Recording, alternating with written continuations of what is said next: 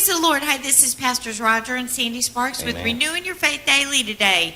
We're so glad that you're with us today. Listen, just 10, 15 minutes of your day, be with us because it is about renewing your faith daily. What is more important in your life than that? Nothing. Amen. Not the program, not us, but Right. renewing your faith daily. Pastor Roger today. Amen. Every day we come to you. We're here not just because we just want to be here. We're here because we have a mandate. We have a call of God to come to you every day and to encourage you to keep your faith right, because the Lord knows us as human beings that we get off track, that we can lose our way, that no matter how long we've served God, that we could get faith, we can get caught up in the hype or in the moment. And we must understand that a true relationship with God only comes through faith in Jesus Christ. And there's no other way you can have that relationship with God. You might think you do, but you don't. You can't have any kind of relationship with the Father except you go through the Son. There's no other way. It's not about your works. It's not about how good you are, how bad you are. It's not the things you can do, you cannot do.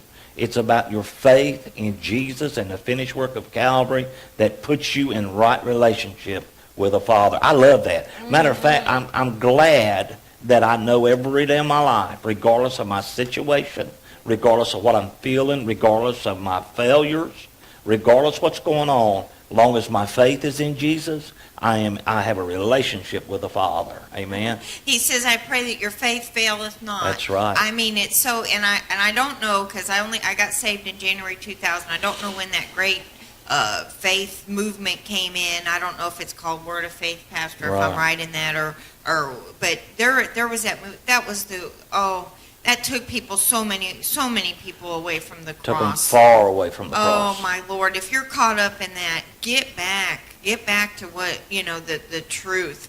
And today, I don't know that I don't know really what error that come in, but boy. That was just something terrible that took a lot of people and got them. I mean, I remember when I got saved, I had somebody come up and we was wanting something. He said, just go up and lay your hands on it, name it, claim it.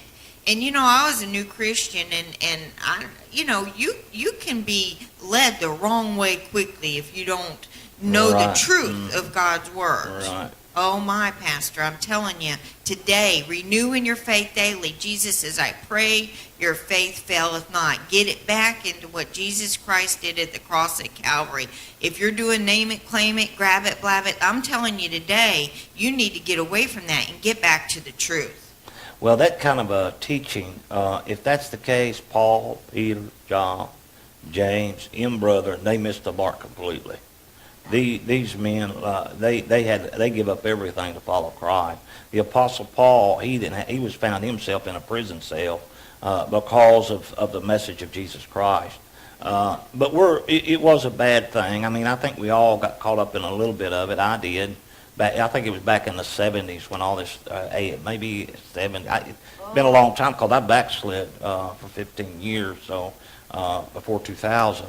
But I remember when it was going real strong, everybody going around naming it and claiming it, and the only ones who seemed like getting anything were the preachers. I hate to admit it, but it's the truth. And if you're with me, you've got to be honest. It was the truth, and I think that I think that you can't blame anybody for your life. My mistakes, what I did, the wrong, all that. You can't blame nobody for that but myself. God holds us all accountable for our lives. But when you listen to that stuff and you get caught up in it and you see it not happening for you, but it seems to be happening for everybody else, you begin to wonder, well, if God is really with me. And so that's what's so erroneous about this stuff. See, the thing is, Jesus is with you whether you're on the mountaintop or in the valley. Matter of fact, in the valley is where you really meet with the Lord the best, because he walks with you through the valley of the shadow of death. But faith, people have taken faith, and man, they just took it in all kinds of directions. And faith for a Christian is one thing: faith in Jesus Christ and the finished work of Calvary. If my faith is in him, healing comes, deliverance comes, needs come, blessings come. Everything comes as long as my faith is in Jesus and the finished work of Calvary. It's not the doing of what I do. It's my faith in that finished work. And it really, what it boils down to, Sandy, is a person, it's the relationship they have between them and God. It's not from man to man, but it's between the man and God. And let me read these. These are interesting because you really touched on this. But this is something that in Romans 5 it says this. See, the most important thing in the life of anybody that follows Jesus is being justified, who you are in God. You can have everything the world has to offer you, but if you're not right with God, what does it matter when you leave this world? That's right. Jesus said, what profits a man if he gains the whole world and loses soul? What good is it going to do him if he has it all, but yet in the end he loses his soul? He has nothing. And so really the purpose of Christ is a Savior. Savior to save us from our sins and unrighteousness. But in Romans 5 says this. It says, therefore being justified by faith. Can't get no plainer than that. Just as if I never done it. Just as though I've never sinned, being justified. By faith, it says we have peace with God through. See, a lot of people say, oh man, I'm right with God. I got it all going on. They pump them little spiritual muscles. It says we have peace with God through our Lord Jesus Christ, by whom also we have access by faith into his grace. His grace is his unmerited favor. You want to get access to the favor of God? You want access to the blessings of God? You want access to the things of God? You've got to get it by faith, but through Jesus Christ. Listen to this. By whom? Talking about the Lord Jesus Christ. By whom also we have access by faith into his grace, wherein we stand. That's where we stand. Amen. And rejoice in hope of the glory of God. Listen, folks, faith that people are going around hollering, it's the faith in the finished work of Calvary. It's the faith in the finished work of what Jesus did for us. If your faith is in Jesus and what he did for you, and you know that he's the Son of God, that he died for you, he shed his blood for you, God raised him from the dead, he's sitting at the right hand of the Father, you know your life is in good hands there. Now, the world is a lot of things going on, but if you really believe that, there's nothing that'll be able to move you from his love. But see, these things that's come through, these fads, a lot of them still going on too. But what it's done, it's taken them away from the finished work of Calvary. And a lot of you that are in it, if you're honest with yourself, I say this because you know deep inside you, you know what I'm saying is truth. A lot of you have tried it and it's not worked, and you're wondering right now, what's wrong with me? What have I done wrong? The problem, you want me to tell you what's wrong with you? Your faith is in the wrong thing. Bottom line. Amen? Amen. Joy in the hope in Calvary. That's it. Man, I'm telling you. Period. Right there it is. And yes, that's right. You've tried it. You Amen. have tried to name and claim stuff, and my Lord, you've confessed it. You've went around and quoted And scripture. you've not got it. You've not got it. Now, some of you, Satan might have worked some things out and, Sure. and give you some stuff. Let me tell you something. Think it not strange, as he comes as a marvel of light. That's Listen right. to me. He'll come. But you've been removed from such a greatest salvation at the cross. My joy is in the hope of Calvary. Amen. Yeah. I love that. Jesus Christ as the man. I know he was all God, but yet he was all man. At the Garden of Gethsemane. Oh, my Lord. And what he was going through. They said his sweat was as great drops of blood. That's right. I mean, that's some serious sweat. And you know what? He knew what was before him. He knew what he was getting ready to face for you and I. He knew that day what was coming up. He was God, for crying out loud. He knew what was going on. And even though he said to the Father, he said, if it be possible, let this cup pass from me. But nevertheless, not my will, but thy will be done. Jesus, what they did to him, and go to the cross and die and shed his blood for us. And then who are we that go and take our faith, our faith. Bless God, I got faith, and start naming and claiming something and grabbing and blabbing. You know, after what Jesus did at the cross at Calvary, Satan wants you to put your faith in something else other than what Jesus Christ did at the cross at Calvary.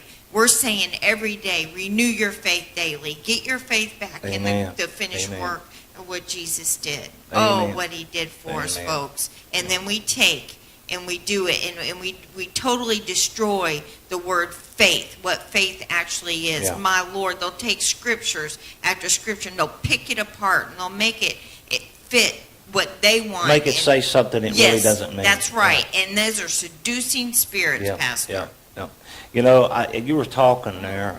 We never know when that light comes on that camera and we start filming. We got an idea of scripture or something like that. I do, but she don't know. We just pray and say, Lord, let us speak, because the Lord knows when we're going to be talking to you and all that. And this day, so there's some of you right now that's out of church because you put your faith in what somebody said. You stepped out and did it, and it blew up in your faith. Your face. It blew up. It didn't work the way they said it would. It didn't come the way you thought it would because of what was told you. And listen, you really have nobody to blame. I'm sorry to tell you this, but you have nobody to blame but yourself, because you listened to the man and you didn't listen to God. And that's what I've done it myself. I've done it. Lord, have I done it. But I've learned and I've learned and I've learned that if I'm going to move, the Holy Spirit's going to have to move me, and it's going to have to be totally backed up by the Word of God. Yeah. You're sitting there, you're watching this today. You've gotten angry, you've gotten hurt, you've got upset because of what somebody said to you and told you. It didn't come to pass, or it wasn't right, it was wrong.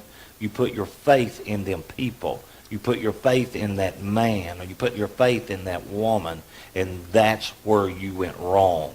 That's where I went wrong. We've done these things, but we've got to get our faith in the Lord Jesus Christ. Amen. That's where it belongs today. Remember, it's all about having peace with God. Bottom line. It's all about having peace with God. Bottom line, I don't care whatever else thing happens. What is your relationship with God? And the only way that you can have peace with God is by faith through the Son, the Lord Jesus Christ. Then you can have that peace because you've been justified by the blood of Jesus. Oh my, today is your day of reckoning. Today is your day of deliverance. Yes. He's there to deliver you and set you free from the bondage of religion, from the bondage of a church. He's there to deliver you and set you free. And all you've got to do is step out by faith. You don't need that church. You don't need it. You need Jesus. You don't need the church. You need Jesus. You don't need people. You need Jesus. But now once you got Jesus right in your life, you can be a blessing to the people. But bottom line is, it's Jesus what you need in your life. Amen? Yes, amen. Praise God. Unless you got something to say, I'm ready to pray. Father, we thank you today for your word that you put in our hearts to speak. Sometimes, Lord, our words come out sound strong. But, Lord, I pray that people understand our compassion and our love for the Word of God, and to get your truth out, that people can be set free. There's many here, Lord, that's been brought up under awful kinds of doctrines and teachings, and it's hurt them. It's destroyed their lives, their families. But I'm asking you today, Lord, that they'll recognize, if they'll turn their faith towards you, Lord Jesus, that you'll forgive them, set them free, deliver them from those bondages. Lord, there's a lot of things that's going through the land. But if we will keep our faith in you, Lord Jesus, and you alone, you will get us through whatever we're going through. And Lord, I'm praying for everyone that's listening. Yes. That Christian, that backslider, Lord, that sinner that's never known you, that the power of the Holy Spirit will move right where they're at and understand it's in you, Jesus, and you alone that they find their victory and their peace. And we give you all the praise, Lord, in your name. Amen. You do that today, the Lord will truly set you free. Glory to God. Glory to God. We love you. Yes, Listen, we do. We love you. Yes. We just You know, I have to say one thing, and I know before we close, the doctrines of devils Yes. should have been translated as the doctrine of demons. Listen, he's after your faith. He's after it. All right, today, make that new step. Amen. Get back your faith in Jesus Christ. He's not after anything else other than your faith. Don't give in to him. Get your faith back right. Let us hear from you, from Amen. Pastor Roger, myself, and the entire Renewed Faithful Gospel Church family. We love you. God bless you. And Jesus says he prays that your faith, you get it back right. He prays your faith faileth not. Amen. Amen.